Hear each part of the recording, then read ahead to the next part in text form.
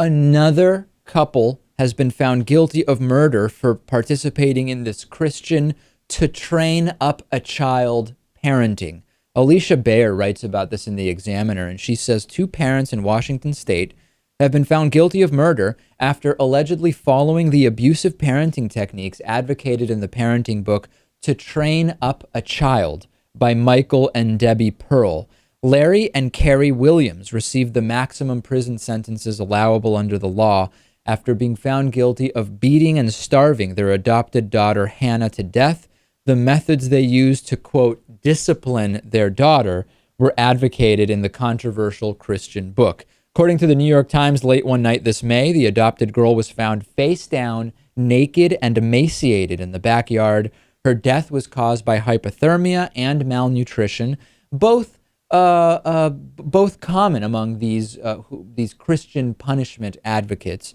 According to the sheriff's report, the parents had deprived her of food for days at a time, made her sleep in a cold barn or a closet, and shower outside with a hose. They often whipped her, leaving marks on her legs. The mother had praised the Pearls' book and given a copy to a friend, according to the sheriff's report.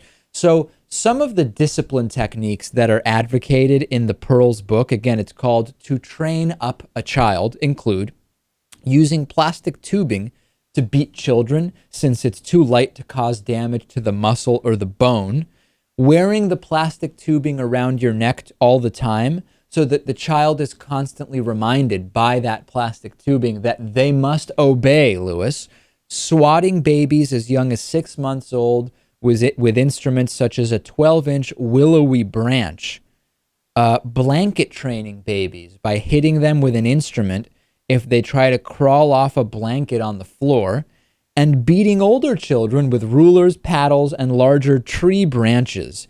Also, you can hose off children who have potty training incidents. Just take out a hose and start hosing them off.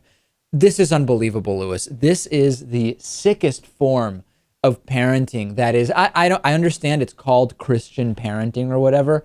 The average Christian would never subscribe to this. This is an extremist element that has perverted Christianity, which has its own problems. In its true form, Christianity has its fair share of problems.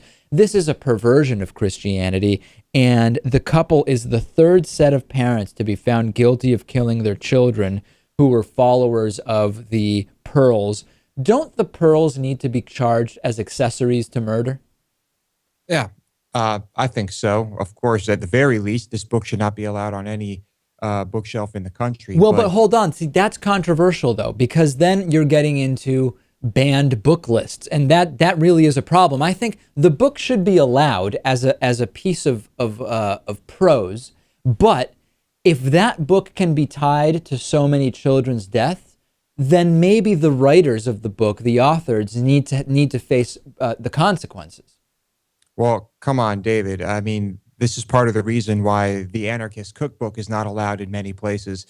It's the exact same thing. It's dangerous. And I mean, I guess that's a separate argument. And even another separate argument is how often that these children who end up in these situations are adopted. Of course. That I find interesting as well. No question about it. And I've been meeting some people who work in the foster care system here in New York City, and the stories they tell me about some foster parents are also incredible. So it does seem that there is something specific going on with these types of discipline and foster and adoptive parents. Horrible story.